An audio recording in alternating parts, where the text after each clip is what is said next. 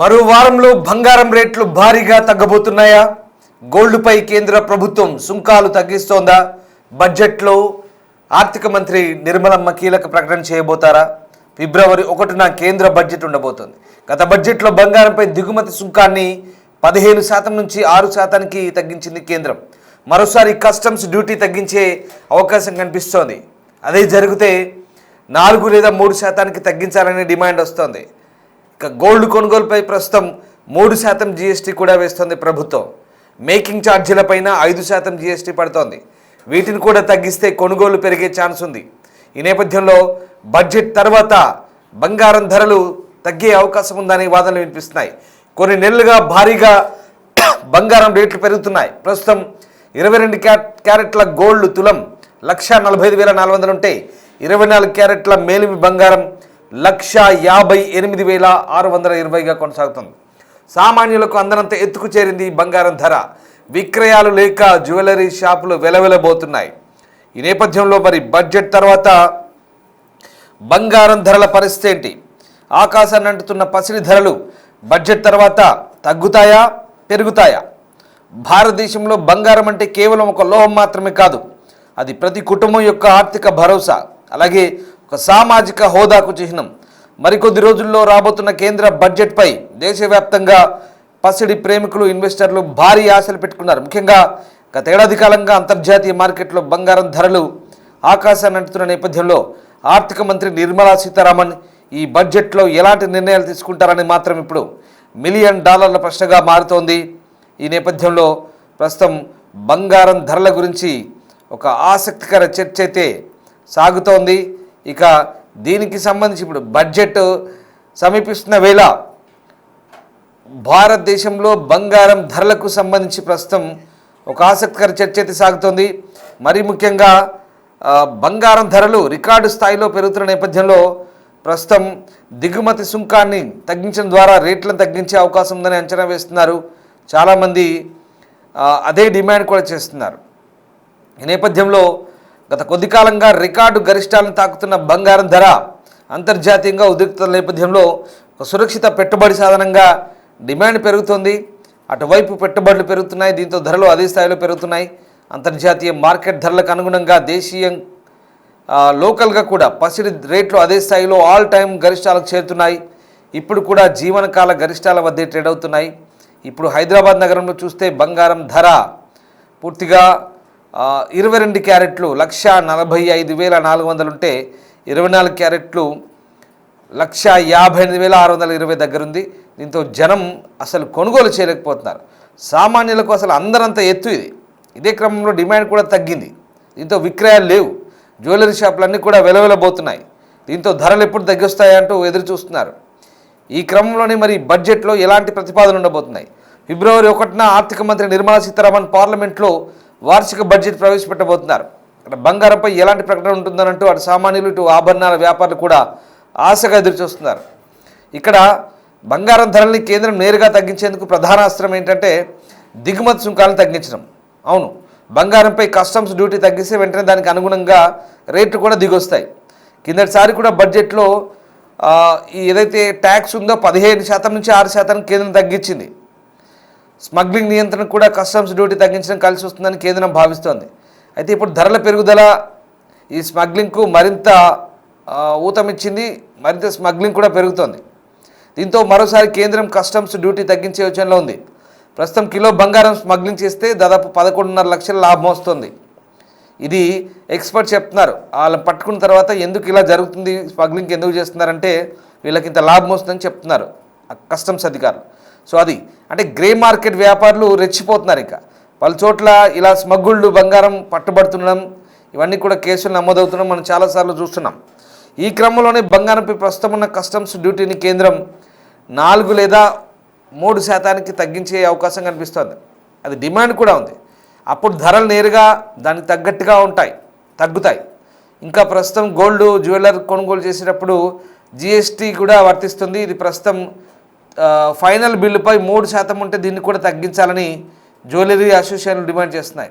ఇక్కడ మేకింగ్ ఛార్జీలు కూడా 5% జిఎస్టీ ఉంటుంది. వీటిని కూడా తగ్గిస్తే కొనుగోలు పెరిగే అవకాశం ఉందనే అభిప్రాయం కూడా ఉంది. అప్పుడు కొలతల్లో కొంతైనా సామాన్యులకు అంటే కొంతలో కొంతైనా సామాన్యులకు అందుబాటులోకి వస్తాయనేది ఒక భావన. ప్రస్తుతం బంగారం వినియోగం విషయంలో భారత్ చైనాతో కలిసి ముందు వరుసలో ఉంటుంది. ఎందుకంటే ఇక్కడ మనకు కొన్ని అంచనాలు ఉన్నాయి, కొంతమంది ఎక్స్పర్ట్స్ చెప్తున్నారు, కొన్ని సంస్థలు ఉన్నాయి. ఇప్పుడు మోర్గాన్ స్టాన్లీ ఇట్లాంటి సంస్థలు ఏం చెప్తున్నారంటే వాటి అంచనాల ప్రకారం భారతీయుల దగ్గర ఇప్పటివరకు ఇళ్లలో సుమారు 34,600 టన్నుల బంగారం ఉందట. అంటే ఊహించుకోండి ఎన్ని కిలోల బంగారం ఉందో మన ఇళ్లలో. 34,600 టన్నులు బంగారం అంటే ఎంత బంగారం ఉందో ఒక్కసారి ఊహించుకోండి. భారతదేశం అంతా కూడా అందరి ఇళ్లలో ఇంత బంగారం ఉందట ఆభరణాల రూపంలో. దీని విలువ దాదాపు $4 ట్రిలియన్ పైగానే ఉంటుందట. అసలు ఆ లెక్క ఊహకంతుందా? $4 ట్రిలియన్ అంటే ఎన్ని వేల కోట్లు, ఎన్ని లక్షల కోట్లు. అది అంటే మన ఇండియన్ కరెన్సీలో చూసేది 360 లక్షల కోట్లు. ఎంత భారీ అమౌంట్ ఒకసారి చూడండి, కళ్ళు చెదిరే అమౌంట్ అది. 360 లక్షల కోట్లు అంటే మన భారతీయుల ఇళ్లల్లో, మనందరి ఇళ్లల్లో, అన్ని రాష్ట్రాల్లో కలిపి 360 లక్షల కోట్ల బంగారం ఉందన్నమాట. సో అంటే దాదాపు భారత జీడిపితో సమానంగా ఉంది ఇదంతా కూడా. So America, Germany, Italy, France, Russia, China కేంద్ర బ్యాంకులన్నిటి దగ్గర ఉన్న మొత్తం బంగారం నిల్వ కంటే కూడా ఇది ఎక్కువ. ఇక భారతదేశ జనాభా ప్రస్తుతం 140 కోట్లకు పైగా ఉంది. సో మొత్తం 34,600 టన్నుల బంగారంతో చూస్తే సగటున భారతీయులు ఒక్కొక్క దగ్గర 25 గ్రాముల బంగారం ఉన్నట్లు లెక్క. మరి అందరి దగ్గర నిజంగా 25 గ్రాములు ఉందా అంటే దాని అర్థం కొందరి దగ్గర కిలోల కమాన్ ఉండొచ్చు, కొందరి దగ్గర మొత్తానికి లేకపోయి ఉండొచ్చు. కానీ ఓవరాల్గా అంచనా వేస్తే సగటున ఒక్కొక్కరు డివైడ్ చేస్తే ప్రతి ఒక్క పర్సన్కి 25 గ్రాములు అంటే దాదాపు 2 తులాలన్నర ఉండాలి ఒక్కొక్కరి దగ్గర ఈ లెక్కన.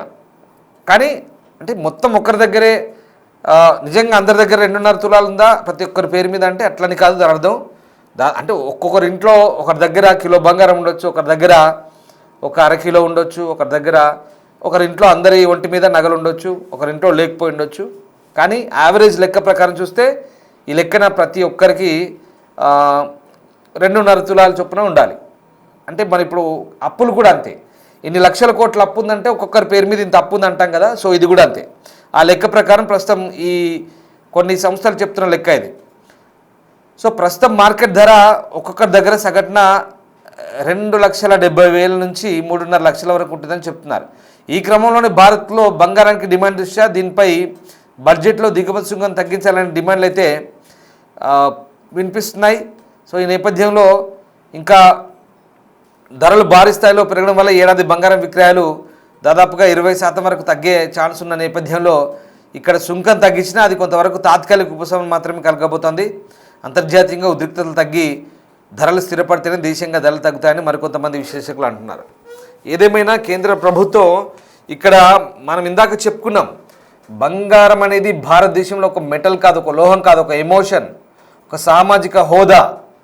ఖచ్చితంగా అది మన ఇళ్లలో ఉండాల్సిందే. పెళ్ళిళ్ళకైనా లేదా ఇతరత్ర శుభకార్యాలకైనా బంగారం అనేది మనకు అదొక ప్రామాణికంగా మనం ఒక సామాజిక హోదాగా భావిస్తాం వాటిని గిఫ్ట్లు ఇవ్వడంలో. సో ఇది అంటే ఇక్కడ బంగారం రేట్లు కేంద్ర ప్రభుత్వం ఈ ఎక్సైజ్ డ్యూటీ తగ్గించినంత మాత్రాన బాగా తగ్గుతాయంటే దాని అర్థం అది కాదు. కొంతవరకు తగ్గుతాయి. ఎప్పుడు తగ్గుతాయి? ఇంటర్నేషనల్గా ఆ గొడవలు, ఈ వెనిజులా, అమెరికా గొడవలు లేదా ఇరాన్ గొడవలు, ముఖ్యంగా ఇట్లాంటి అంతర్జాతీయ పరిణామాలు కొన్ని గొడవలు ఉన్నాయి. కేవలం ఆ కొన్ని గొడవలు మాత్రమే కాదు, ఓవరాల్గా అంతర్జాతీయ పరిణామాలన్నీ కూడా ఎప్పుడైతే ఆ టెన్షన్స్ తగ్గుతాయో, అమెరికా రష్యా వ్యవహారం కానీ ఇవన్నీ కూడా చమురు వ్యవహారాలు కానీ తగ్గినప్పుడు ఇప్పుడు ఏం జరుగుతుందో అలా ఉన్నప్పుడు బంగారం సురక్షితం అంటూ పెట్టుబడి దాని మీద పెడుతున్నారు. సో దాంతో అడ్డగోలుగా రేట్లు పెరుగుతున్నాయి. వెండి కూడా అంతే, అడ్డగోలుగా చైనా వాళ్ళు బ్యాకప్ చేసుకుంటున్నారు వెండి అంతా కూడా. దీంతో అసలు వెండి ఎవరైనా ఊహించామా? వెండి రేట్ ఎలా ఉంది గత సంవత్సరానికి ఈ సంవత్సరానికి ఒక్కసారి మీరు ఆలోచించుకోండి, కంపారిజన్ చేసుకోండి. అందరంత ఎత్తుకు వెళ్ళిపోయింది. వెండి రేటు 3 లక్షల కిలో దాటిందంటే ఎంత భారీగా రేటు పెరిగిపోయిందో ఒకసారి ఊహించుకోండి. సో బంగారం, వెండి, ఈవెన్ కాపర్, రాగి కూడా పెరుగుతుంది ఇవాళ రేపు. రాగి పరిస్థితి కూడా అంతే, రాగి కూడా అడగోలుగా రేటు పెరుగుతుంది. 35-40% దాకా రేటు పెరిగింది రాగి. ఇది పరిస్థితి. అంటే లోహాలకు వాటి మీద పెట్టుబడి పెడితే సురక్షితంగా ఉంటుందంటూ అంతర్జాతీయంగా వస్తున్నటువంటి ఈ అంచనాల ప్రకారం రేట్లు పెరుగుతున్నాయి. ఎప్పుడైతే ఆ టెన్షన్స్ తగ్గుతాయో ఇక దీని నుంచి ఆ పెట్టుబడులు వెనక్కి తీసుకుంటారు కాబట్టి బంగారం రేట్లు కూడా తగ్గుతాయి. ఇదంతా ఎందుకు చెప్తున్నానంటే కేవలం బడ్జెట్లో ఎక్సైజ్ సుంకం డ్యూటీ తగ్గించినంత మాత్రాన కొంతవరకు తగ్గొచ్చు, ఇంత భారీగా ఏం తగ్గకపోవచ్చు, బట్ తగ్గుతాయి.